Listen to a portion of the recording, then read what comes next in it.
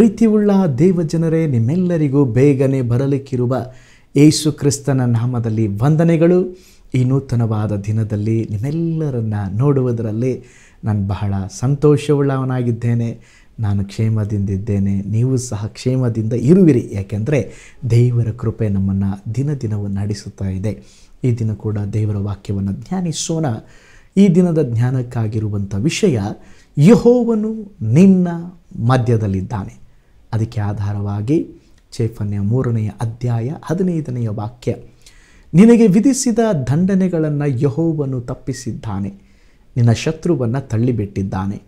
ಇಸ್ರಾಯೇಲಿನ ಅರಸನಾದ ಯೆಹೋವನು ನಿನ್ನ ಮಧ್ಯದಲ್ಲಿದ್ದಾನೆ, ಇನ್ನು ಕೇಡಿಗೆ ಅಂಜದಿರು. ಇಲ್ಲಿ ದೇವರು ನಮ್ಮನ್ನು ಬಲಪಡಿಸ್ತಾ ಇದ್ದಾರೆ. ನೀವು ಕೇಡಿಗೆ ಅಂಜಬೇಡ್ರಿ.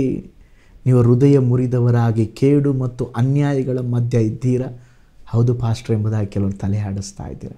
ಭಯಪಡಬೇಡಿ, ಯೆಹೋವನು ನಿಮ್ಮನ್ನು ಎಲ್ಲ ಕೇಡಿನಿಂದ ತಪ್ಪಿಸುವರು, ನಿಮ್ಮ ಪ್ರಾಣವನ್ನು ಕಾಯುವರು ಅಂತ ದೇವರ ವಾಕ್ಯ ತಿಳಿಸ್ತದೆ.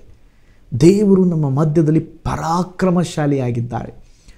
ಆತನು ನಮ್ಮ ಮಧ್ಯದಲ್ಲಿ ವಾಸಿಸುತ್ತಾ ತಿರುಗಾಡ್ತಾರಂತೆ. ಅವರು ನಮಗೆ ದೇವರಾಗಿದ್ದಾರೆ, ಅವರ ಪ್ರಜೆಗಳು ನಾವಾಗಿದ್ದೇವೆ. ಎಂಥ ದೊಡ್ಡ ಅವಕಾಶ ನಮಗಿದೆ ನೋಡ್ರಿ. ಯೇಸುವಿನ ತಾಯಿಯಾದ ಮರಿಯಳು ಹೇಳಿದಳು, ಶಕ್ತನಾಗಿರುವ ಆತನು ನನಗೆ ದೊಡ್ಡ ಉಪಕಾರಗಳನ್ನು ಮಾಡಿದ್ದಾನೆ. ಹೌದು, ನೀವು ತೊಂದರೆಗಳ ಮಧ್ಯೆ ಇರುವಾಗ ಆತನ ಪರಾಕ್ರಮವನ್ನು ಜ್ಞಾಪಿಸಿಕೊಳ್ಳ್ರಿ. ಆತನ ಬಲವನ್ನು ಆಶ್ರಯಿಸ್ರಿ. ನಮ್ಮ ದೇವರು ನಮ್ಮ ಎಲ್ಲ ಕಷ್ಟದ ಸನ್ನಿವೇಶಗಳಲ್ಲಿ ಬಲದಿಂದಲೂ ಪರಾಕ್ರಮದಿಂದಲೂ ನಮ್ಮನ್ನು ಕಾಪಾಡಿ ನಡೆಸುತ್ತಾನೆಂಬುದಾಗಿ ನಂಬಿರಿ.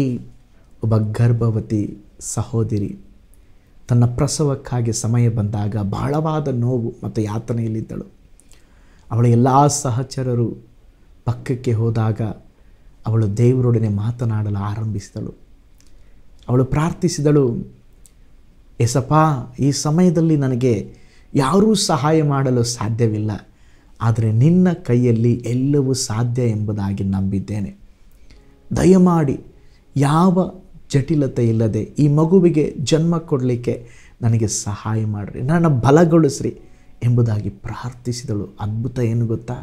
ಒಂದು ದೈವಿಕ ಶಕ್ತಿ ಆ ಸಹೋದರಿಯ ಮೇಲೆ ಇಳಿದು ಬಂದು ಯಾವ ವೈದ್ಯಕೀಯ ನೆರವು ಇಲ್ಲದೆ ಒಂದು ನಾರ್ಮಲ್ ಡೆಲಿವರಿ ಆಗುವಂತೆ ದೇವರು ಕೃಪೆ ಕೊಟ್ಟರು. ಇವತ್ತು ಒಂದು ಆಸ್ಪತ್ರೆಗೆ ಹೋದರೆ ಸಿಸರಿನ್ ಇಲ್ಲದೆ ವಾಪಸ್ ಮನೆಗೆ ಬರೋದಿಲ್ಲ.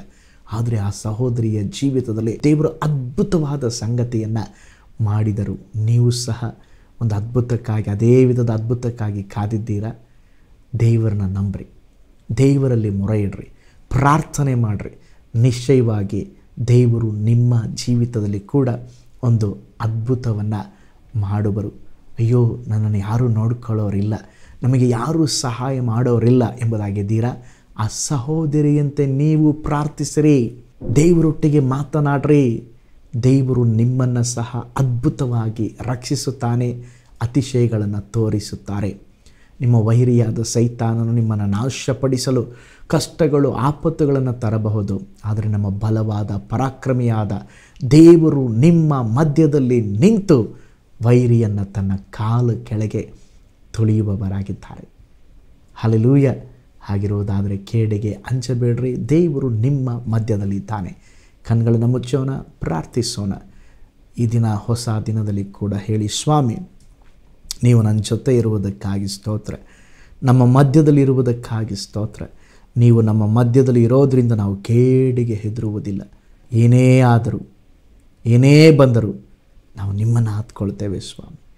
ಪ್ರಾರ್ಥನೆ ಮಾಡಿಕೊಳ್ಳೋಣ. ಪರಲೋಕದ ತಂದೆಯೇ, ದೇವರೇ, ನೀನು ಒಳ್ಳೆಯ ದೇವರು, ಇಕ್ಕಟ್ಟಿನಲ್ಲಿ ವಿಶೇಷ ಸಹಾಯಕನು. ಈ ದಿನ ದೇವರ ವಾಕ್ಯ ಧ್ಯಾನಿಸಿದ ಹಾಗೆ ನಮ್ಮ ಜೊತೆಯಲ್ಲಿ ನೀನು ಇರುವುದಕ್ಕಾಗಿ ಸ್ತೋತ್ರ, ನಮ್ಮ ಮಧ್ಯದಲ್ಲಿ ಇರುವುದಕ್ಕಾಗಿ ಸ್ತೋತ್ರ. ದೇವರೇ, ಈ ದಿನ ಕೂಡ ಎಷ್ಟೋ ನಿನ್ನ ಮಕ್ಕಳು ಅದೇ ವಿಧವಾದ ಕಷ್ಟದ ಇಕ್ಕಟ್ಟಿನ ಅನುಭವದಲ್ಲಿ ಇದ್ದಾರೆ ಸ್ವಾಮಿ. ಅವರ ಜೀವಿತದಲ್ಲಿ ಒಂದು ಅದ್ಭುತವನ್ನು ಮಾಡಿರಿ. ಈ ಕ್ಷಣವೇ ಒಂದು ಅದ್ಭುತಕ್ಕಾಗಿ ಕಾದಿರುವವರ ಜೀವಿತದಲ್ಲಿ ಯೇಸುವಿನ ನಾಮದಲ್ಲಿ ಅದ್ಭುತ ನಡೆಯಲಿ, ಅದ್ಭುತ ಸಾಕ್ಷಿ ಕೇಳುವುದಕ್ಕೆ ಸಹಾಯ ಮಾಡಿರಿ. ಈ ನೂತನವಾದ ದಿನದಲ್ಲಿ ಕೂಡ ನಮಗೆ ಹೊಸ ಕೃಪೆಯ ಬಲವನ್ನು ಕೊಟ್ಟು, ಶಕ್ತಿಯನ್ನು ಕೊಟ್ಟು, ದೇವರೇ, ನಿನ್ನ ಮಹಿಮೆಗಾಗಿ ದಿನ ಜೀವಿಸುವಂತೆ, ಎಲ್ಲ ಶೋಧನೆಗಳನ್ನು ಗೆಲ್ಲುವಂತೆ ನಿನ್ನ ನಾಮದ ಬಲದಿಂದ ಮುಂದಕ್ಕೆ ಹೋಗುವಂತೆ, ಆತ್ಮಿಕ ಜೀವಿತದಲ್ಲಿ ಬೆಳೆಯುವಂತೆ ಎಲ್ಲರಿಗೆ ಕೃಪೆ ತೋರಿಸಿದೆ. ಹಾಗೆ ಮಾಡಿದ್ದಕ್ಕಾಗಿ ಸ್ತೋತ್ರ, ಯೇಸುವಿನ ಹೆಸರಿನಲ್ಲಿ ತಂದೆಯೇ, ಆಮೇನ್. Price the lord. ಕರ್ತನು ನಿಮ್ಮನ್ನು, ನಿಮ್ಮ ಕುಟುಂಬವನ್ನು ಧಾರಾಳವಾಗಿ ಆಶೀರ್ವಾದ ಮಾಡಲಿ. God bless you all.